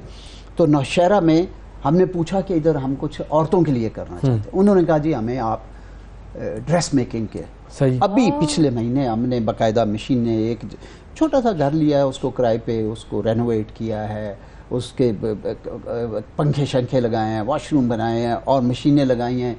एक औरत हायर कर ली है, एक उसकी असिस्टेंट है, माशाल्लाह 1 महीने के अंदर अंदर वो बच्चियां, मुझे उन्होंने फ़ोटो भेजे हैं, ड्रेसेस बन रहे हैं, अच्छी चीज़ें बना रही हैं, जबरदस्त। तो 4-5 महीने का एक कोर्स है। तो ये बच्चियां हमारा ख्याल है 6 महीने के बाद अगर अपने घर के भी कपड़े सी लें तो बड़ी बिल्कुल, बात। तो अपने पाँव पे खड़े होने के काबिल। तो ये एक बड़ी एफर्ट है जो करने की ज़रूरत है देही एरिया। मैं ये नहीं कहता हूँ कि हम बहुत बड़े, हम बहुत छोटे हैं, तो लेकिन छोटी एक छोटी कदम एफर्ट्स ही तो जरूरी है, वरना तो बड़ी एफर्ट के लिए बैठे रहे तो बस फिर बैठे कतरा कतरा ही दरिया बनता अपनी है। एफर्ट अपने अपने तरीके से करनी जरूरी है। कतरा कतरा ही दरिया बनता है और इसी से ही चलना है, हाँ। मिलजुल के ही करना है। बिल्कुल। मैं कहूँ कि मैं ही सब कुछ करूंगा तो फिर कुछ भी नहीं हो कुछ सकता। भी नहीं होना। सही। मिलजुल के करेंगे, कुछ आप डालेंगे, गुड़ डालेंगे, इंशाल्लाह। मैं ये पानी सबका डालूंगा, हिस्सा ऐसे होगा तो ही। एक और बात जरूर करूं सर थोड़ी, सर इस मुल्क में पैसे देने वालों की कमी नहीं, और जो पाकिस्तानी बाहर बैठे हुए हैं खास तौर पे, बिलीव यू मी, वो भी अभी दिल मुझे खोल के, हाँ। कई बार उनको कहना पड़ता है प्लीज अभी पैसे मत भेजो, क्योंकि पहले हम आपस में कुछ तैयारी- तय तो कर लें बिल्कुल। कि भाई किस चीज के लिए पैसे आ रहे हैं। आप हमें पैसे ना दें, आप हमें, मैंने जैसे पहले अर्ज किया, कंप्यूटर दे दो हमारे लिए, टीचर्स ला दो, टीचर्स की ट्रेनिंग कर, टीवी लगा दो। ये बहुत मतलब you have to change with the world. अगर आप उसी डंडे से चलते रहेंगे फिर तो उधर ही मामला रहेंगे, नहीं बनेगा, तो बिल्कुल। वो भी जरूरी है। Yes. लेकिन उसके साथ साथ शेक हैंड करना भी बड़ा जरूरी है। और बहुत सारे लोग अभी हमारी मदद कर रहे हैं। मैं एक ही बात उनको कहता हूं कि आप 2 रुपए दें, 2 लाख दें, जितने मर्जी है दें, लेकिन ये मैं आपको श्योरिटी देता हूं जिस काम पे देंगे उसी पे उसी लगे। पे उसी लगे। पे देंगे। कोई हमारी गाड़ी नहीं है, ऑफिस तो रखना है, जाहिर है, जाहिर है, वो तो बिल्कुल। लोगों ने- बेसिक्स तो चाहिए। वी हाँ। Go on our own cars. Officially जो हमारे काम करते हैं लोग, उनको आने जाने की जरूरत होती है, बहुत सारे काम, तो हाँ। उनको एक गाड़ी हमने रखी है, हायर की हुई है, खरीदा कुछ नहीं है। तो बहुत सारे लोग हैं जो हमारी मदद कर रहे हैं। और क्या मैं कहूँ, और कई लोग तो ऐसे हैं कि वो पहली बार बात करो तो ऐसे कहते हैं आपको, okay I am sending your $100,000। और मैं क्या, नहीं डॉक्टर साहब प्लीज स्टॉप, हाले रुक प्लान तो करने दे।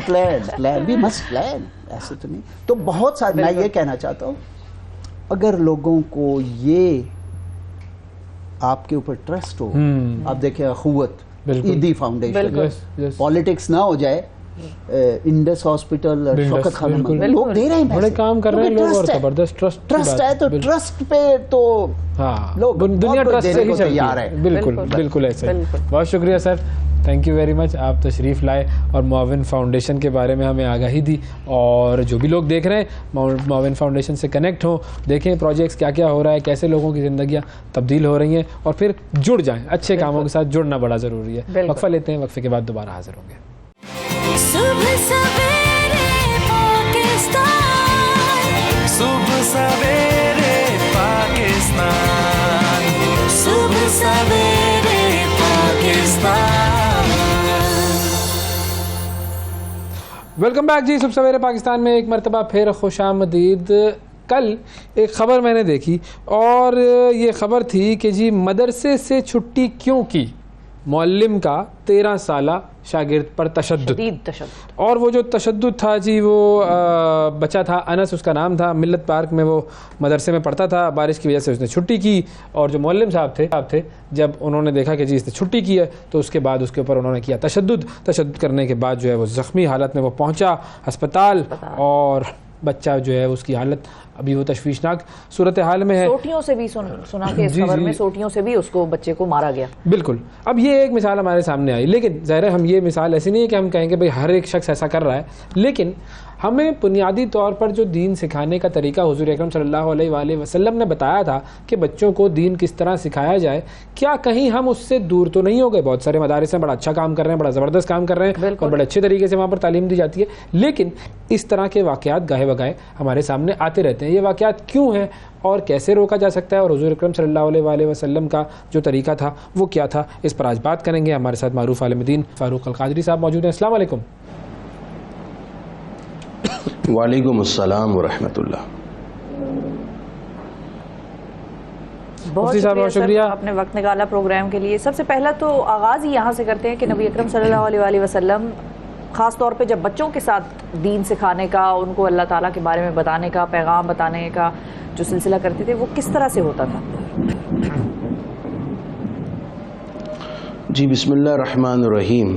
सबसे पहले तो मैं शदीद लफ्ज़ों में कंडेम करूँगा उन तमाम असातिज़ा के इस रवैये को जिनकी वजह से पाकिस्तान का मनफी चेहरा दुनिया के सामने आता है। तालीमी इदारों में और बिलखुसूस दीनी तालीमी इदारों में इस तरह का तशद्दुद अमेज़ रवैया असातिज़ा की जानिब से वो पूरे दीनी तबके के लिए शर्मिंदगी का बायस होता है, क्रिटिसिज्म का बायस होता है और लोगों की तरफ से और फिर पूरी दुनिया की तरफ से शदीद तनकीद होती है पूरे दीनी तबके पर। और इसका नुकसान ये होता है कि लोग मदारिस से खौफ महसूस करते हुए अपने बच्चों को दीन पढ़ाने से भी गुरेज करने लगते हैं। मैं गुजारिश करूँगा तमाम तालीमी इदारों के असातिज़ा और उनकी इंतज़ामिया से कि इस रवैये पर काबू पाया जाए और इस पर बाकायदा एक बैठकर कोई सिस्टम वज़ा करने की ज़रूरत है। हमारे दीन में नबी करीम सल्लल्लाहु अलैहि वसल्लम आप पायनियर हैं, आपने बुनियाद रखी, आपने तबलीग और दावत का काम किया। जो अंदाज़ और दिल नशीन उसलूब आपका था वो बड़ा ही दिल नवाज है और पूरी उम्मत और पूरी दुनिया के लिए मॉडल और नमूना है।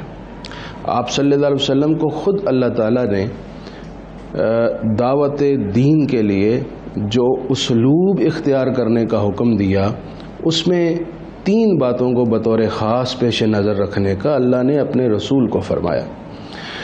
उदउ इला सबीली रब्बिका बिल हिकमति वल मौइज़तिल हसनति वजादिलहुम बिल्लती हिया अहसन। प्यारे हबीब अलैहिस्सलाम, आप लोगों को हमारी तरफ, हमारे दीन की तालीम की तरफ बुलाते हैं तो हिकमत के साथ बुलाएं, दानाई के साथ बुलाएं। नंबर 2, उम्दा तरीन नसीहत के साथ बुलाएं। और नंबर 3 ये कि अगर उनसे किसी मौके पर बहस करनी हो तो बड़े अहसन तरीके से, निहायत हसीन तरीके से बहस फरमाएं। अब इन 3 लफ्ज़ों में सारे अंदाज और तबलीग के पैराए और उसलूब का जिक्र किया गया है। दानाई, नंबर 2 शाइस्तगी और उम्दा तरीन तरीका, और नंबर 3 अगर बहस भी करनी पड़े तो उसमें भी अखलाक को और उम्दगी को नज़रअंदाज नहीं करना। हम हुजूर अलैहिस्सलाम की ज़िंदगी देखें तो आपका यही तो ये जो हमारे यहाँ पर इस तरह के वाक़यात आते हैं, अनस बिन मालिक, तो ये क्या उन लोगों ने पढ़े नहीं होते या वो पढ़ के भूल चुके होते हैं या उनका अपना जो तरबियत हुई थी वो किसी ऐसे इन्वायरमेंट में हुई थी? ये भी होता है ना कि आप जिस इन्वायरमेंट में सीखते हैं वैसा ही आप सिखा रहे होते हैं। तो क्या उनकी भी हमारे यहाँ पर तरबियत ऐसे बहुत सारे इदारों में हो रही होगी शायद, जहाँ तरीका यही रहा है जो? एक बात मैं अर्ज़ करके आपके इस बात की जवाब अर्ज़ करता हूँ। हज़रत अनस हुज़ूर अलैहिस्सलाम की खिदमत में 10 साल रहे, छोटे से बच्चे थे जब आए, हुज़ूर से सीखते भी थे और हुज़ूर के घर के काम और आपकी खिदमत भी करते थे। हज़रत अनस फरमाते हैं कि 10 साला मुद्दत मदीद, एक लंबे अरसे में बेशुमार मुझसे गलतियाँ हुई, लेकिन अल्लाह के रसूल ने कभी मुझे उफ़ तक नहीं फरमाया। यानी ना गवारी का इतना जुमला जो बड़ा खफीफ सा हल्का जुमला है कि बंदा कराहत का इजहार करे, इतना भी नहीं किया। हाँ। ये था हमारे नबी का तरीका। अब जो बात आपने इरशाद फरमाई उसमें मैं ये समझता हूँ, जो आपके सवाल में ही उसका जवाब था, वो दोनों बातें आपकी ठीक हैं।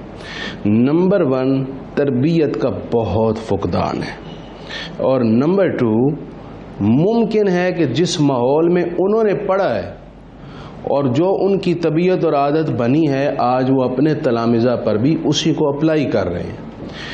आज ज़रूरत इस बात की है कि असातिज़ा की तरबियत पर सबसे पहले गौर किया जाए। मुरब्बी की अपनी तरबियत नहीं होगी तो वो आने वाली कौम की, आने वाली नस्ल की क्या तरबियत करेगा? तो पहले ज़रूरत है मुरब्बियों की तरबियत की जाए।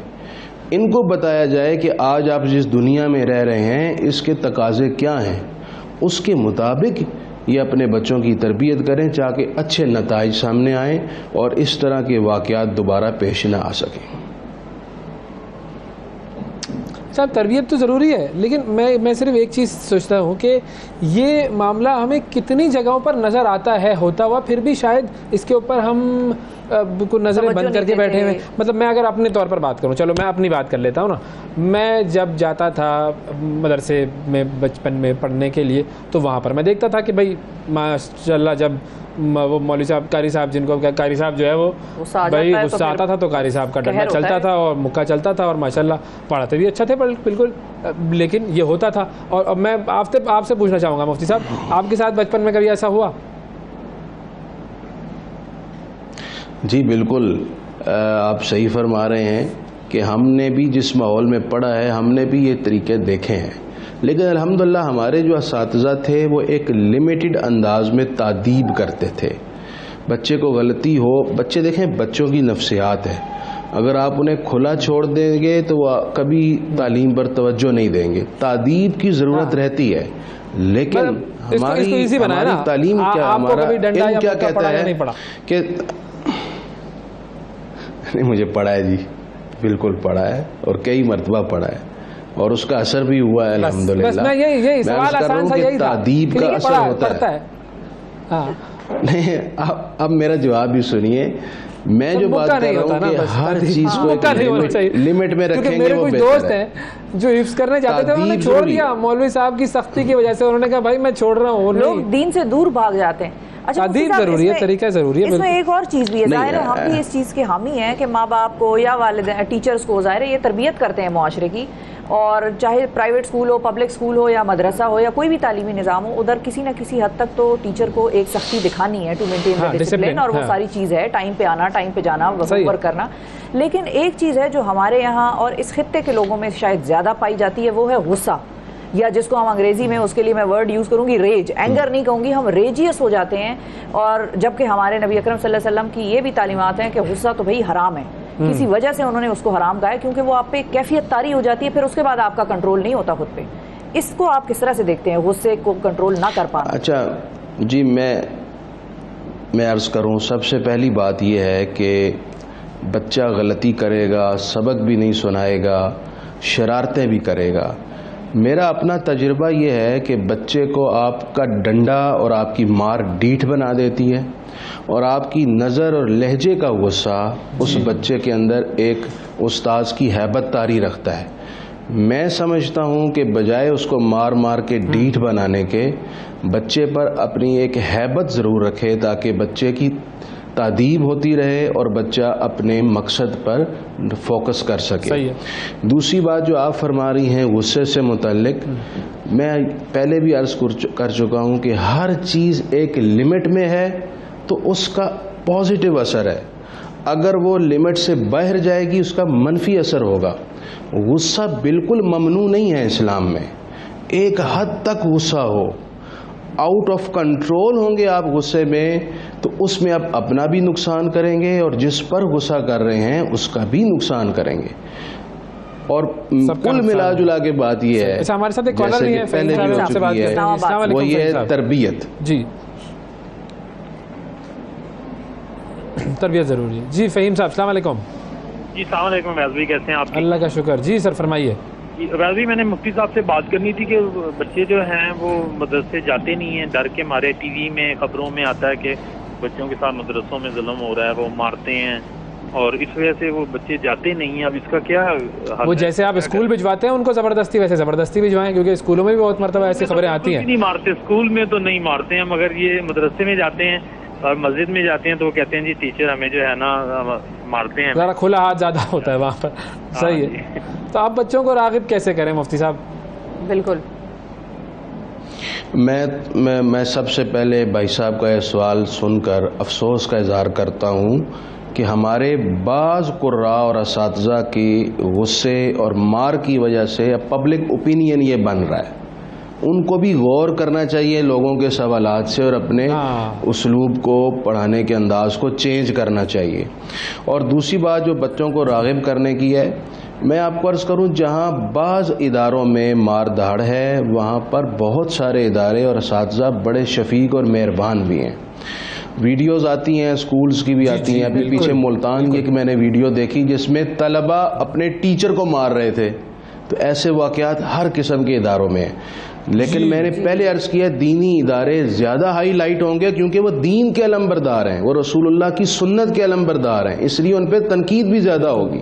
अब राग़िब कैसे किया जाए? देखें, आप अपने इर्द गिर्द जब जिस मदरसा में या जिस उस्ताद के पास बच्चे को पढ़ाना चाह रहे हैं, सबसे पहले आप उनके बारे में मालूमात ले लें कि उनका अंदाज़े तदरीस कैसा है। अगर वो शफीक मेहरबान है तो अपने बच्चे को वहाँ पढ़वा लें। और अगर आपको कोई ऐसा इर्द गिर्द नहीं मिल रहा तो सबसे बेहतर है आप अपने घर में बिठाकर अपने बच्चे को ऑनलाइन पढ़वा लें। और आजकल तो बहुत ज़्यादा ऑनलाइन का रवाज हो चुका है, दीनी तालीम भी ऑनलाइन दी जा रही है। जी खुद पढ़ा सकें, अगर पढ़ाने के काबिल हैं तो खुद पढ़ाएं। नहीं चल सकते, ये वैसे फायदा है बड़ा कंप्यूटर का। जी जी जी बिल्कुल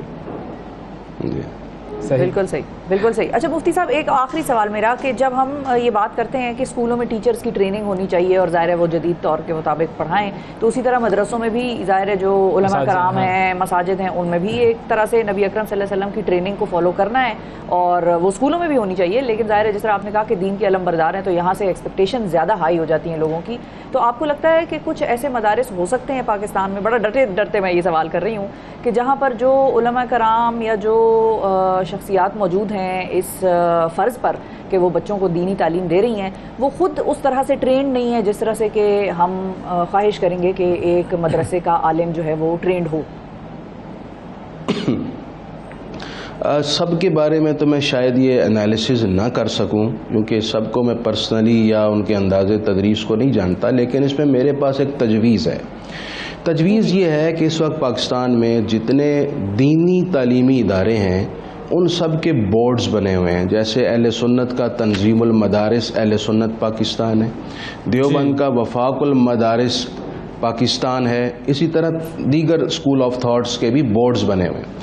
अगर बोर्ड्स की तरफ से ये लाजिम कर दिया जाए और बोर्ड अपना एक वफ्द बनाए जो मुख्तलिफ मदारिस के असातिज़ा की ट्रेनिंग वर्कशॉप्स का एहतमाम करे, अपने अपने बोर्ड के तहत अगर ऐसी ट्रेनिंग वर्कशॉप्स हों और असातिज़ा की तरबियत हो और उन्हें जैसे टीचर ट्रेनिंग कोर्सेज़ होते हैं तालीमी इदारों में, ऐसे यहाँ पर भी ट्रेनिंग कोर्सेज़ हों जिसमें पढ़ाने का भी तरीका हो और साथ साथ जो तरबियत का फुकदान है उसको, उस कमी को पूरा करने के लिए भी बतौर ख़ास फोकस किया जाए। अगर ये काम शुरू कर दिया जाए तो मैं समझता हूँ एक मस्बत तब्दीली आएगी और लोगों का रुझान मदारिस की तरफ शायद ज़्यादा बढ़ेगा। बिल्कुल ठीक है जी, बहुत शुक्रिया अदा करेंगे जी मुफ्ती फारूक अल कादरी साहब हमारे साथ मौजूद। वक्फा लेते हैं, वक्फे के बाद दोबारा हाजिर होंगे, हमारे साथ रहिएगा। सुबह सवेरे पाकिस्तान, सुबह सवेरे पाकिस्तान, सुबह सवेरे पाकिस्तान। वेलकम बैक जी नाजरीन। जब हम एआई की बात करते हैं तो अभी जिस टॉपिक का हम जिक्र करने लगे उसमें एआई तो नहीं, लेकिन किसी हद तक रोबोटिक्स और टेक्नोलॉजी का बड़ा ज़बरदस्त जो इस्तेमाल है वो अब होने लग गया, और वो है जी हमारी डेंटिस्ट्री की फील्ड, यानी कि दांतों को किस तरह से बेहतर बनाया जा सकता है। मेडिकल आपकी जो फील्ड है उसमें टेक्नोलॉजी का कितना अमल दखल है, खासतौर पर अगर हम डेंटिस्ट की बात करें। और हमारे साथ डॉक्टर असफंद अली मौजूद हैं जो कि endodontics and root canal specialist हैं। ये हमें बताएंगे कि टेक्नोलॉजी डेंटिस्ट्री की फील्ड में कैसे इस्तेमाल हो रही है। अस्सलाम वालेकुम डॉक्टर साहब। वालेकुम सलाम, क्या हाल है आपके? हम बिल्कुल ठीक ठाक हैं। ये बताएं ज़रा, ये क्या है टेक्नोलॉजी और डेंटिस्ट का? वो लेप्रोस्कोपिक सर्जरी तो हमने देखी है, लेकिन आप लोगों की फील्ड में क्या टेक्नोलॉजी वाला सिलसिला? देखें, we need to move with the times, हमने टेक्नोलॉजी के साथ साथ चलना है। सो आज की डेंटिस्ट्री पिछले 50 साल की डेंटिस्ट्री से काफ़ी डिफरेंट हो चुकी है। नई नई टेक्नोलॉजी, नए नए डिवाइसेस आ चुके हैं, तो इस तरह डेंटिस्ट्री में भी काफ़ी इनोवेशंस आई हैं, जिसमें से फॉर एग्जांपल आप 3D एक्सरे ले लें या आप माइक्रोस्कोप लें। अब माइक्रोस्कोप क्या करता है कि आप दांत इमेजिन करें कितना छोटा होता है, बिल्कुल, और रूट कैनाल में हम उस दांत की जड़ को साफ़ करते हैं जो कि एक बाल से भी ज़्यादा बारीक होती है। तो होता ही है कि माइक्रोस्कोप हमें वो एबिलिटी देता है कि हम उसको देख सकें, and that improves our accuracy of the treatment, ठीक है, प्रिसीजन, और लॉन्ग टर्म उसका जो आउटकम है, सक्सेस रेट है, वो बहुत अच्छा होता है। सही। तो मतलब इसमें भी यूँ कहिए कि वो जो डॉक्टर का काम है हाथों से करने वाला वो कम हो गया। नहीं, हाथों तो देखने में आपको आसानी करता है। सही। So when you see better you treat better, it's very simple. ठीक है, सही सही। अब हम आ जाते हैं जिस चीज़ के आप स्पेशलिस्ट हैं, रूट कनाल। Root canal. ये रूट कनाल कैसे खराब होती है? अक्सर लोगों के साथ ये मसला होता है कि भाई रूट कनाल, और फिर इसकी जो ट्रीटमेंट है, तौबा तौबा, अल्लाह बचाए भाई, दुश्मन को भी ये आरसीटी कराने का जो है उसके ना लेके। देखिए, मुझे तो ये भी कहा गया कि जी रूट कैनाल से बेहतर है कि child birth is less painful than root canal. अच्छा। लेकिन unfortunately that is a myth, ऐसा होता नहीं है। एंड जिस तरह मैंने आपको कहा, टेक्नोलॉजी अब इतनी आगे आ चुकी है और नए मेडिकेशन इस तरह आ चुके हैं कि root canal has virtually become completely painless. अब उसमें दर्द नहीं होता। अच्छा। प्रॉब्लम क्या होती है, पहले ये बताएं। प्रॉब्लम ये है कि जी कैविटी हुई, जिसको हम उर्दू में कहते हैं कि दांत में जी कीड़ा लग गया, काला हो गया दांत, काला हो, वो इन्फेक्शन होता है, वो बैक्टीरिया आहिस्ता आहिस्ता दांत खाता खाता दांत की जड़ तक पहुंच जाता है। अब दांत की आपकी जो जड़ है दैट इज़ अलाइव, उसके अंदर ब्लड वेसल्स हैं, रगें हैं, नर्व्स हैं, वहाँ पे जब वो पहुँचता है तो वो इन्फेक्शन कॉज करता है, और that it is what leads to pain. फिर वहाँ पे आपका दर्द छिड़ जाता है और फिर पेशेंट हमारे पास आता है कि जी बहुत शदीद दर्द है। तो रूट कैनाल का जो दर्द है वो बहुत शदीद है, लेकिन उसके ट्रीटमेंट जो है वो पेन फ्री है। अच्छा। हाँ जी, अब हम स्टेज पे आ गए हैं कि हम पेन फ्री ट्रीटमेंट कर सकते। तो अब वो ट्रीटमेंट क्या है?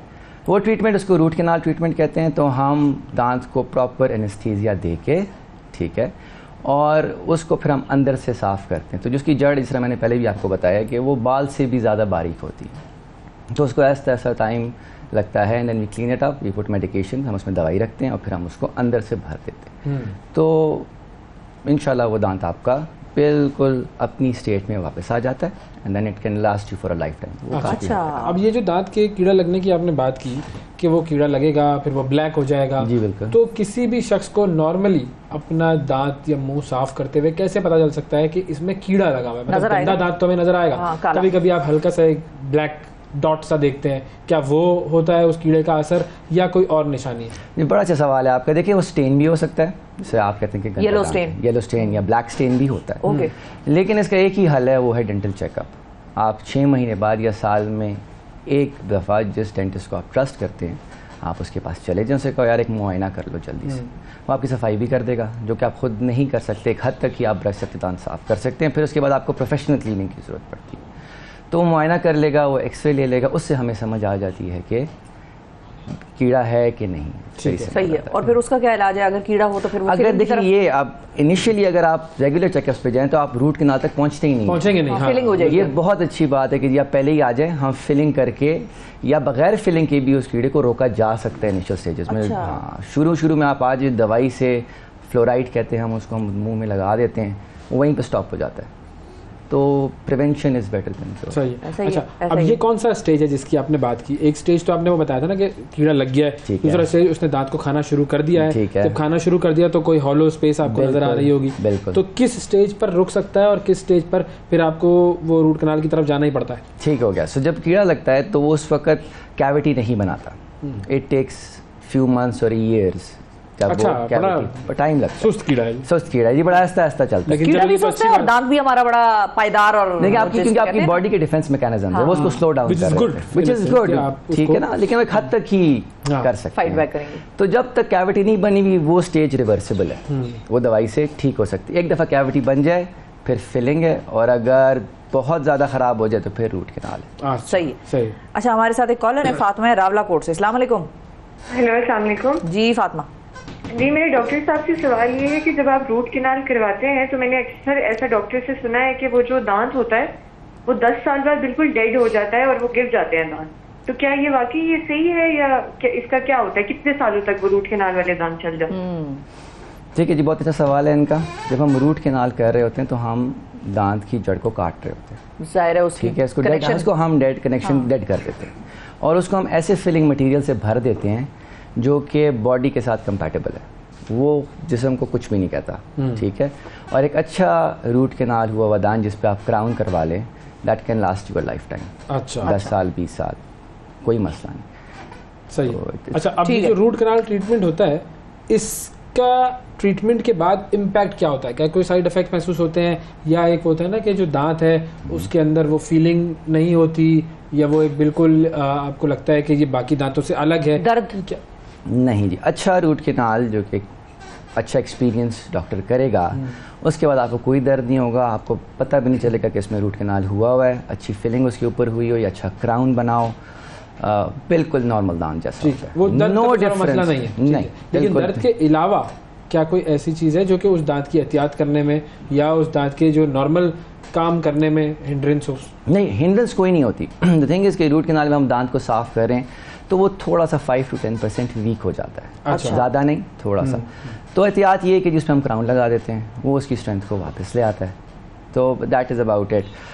रूट कैनाल जो दांत वीकन करता है उसका यही होता है कि जब दांत फेल होगा अच्छे रूट कैनाल के बाद, वो इसलिए होगा कि खुदा न खास्ता वो टूट जाएगा।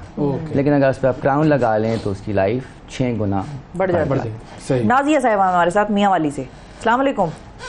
वालेकुम सलाम। जी नाजिया, फरमाइए। पूछिए। मैम, मेरे दांत से ब्रश करती हूँ तो खून भी आता है और दांत ना खुद का खुद, यानी कि पिछली जाड़ें होती हैं वो टूट टूट के गिरती रहती हैं। ओके, सही है। सर, कोई आप इनसे सवाल करना तो उनका सवाल ये है कि जो पिछली दाढ़ें हैं वो झड़ रही हैं या टूट रही हैं, ठीक हो गया।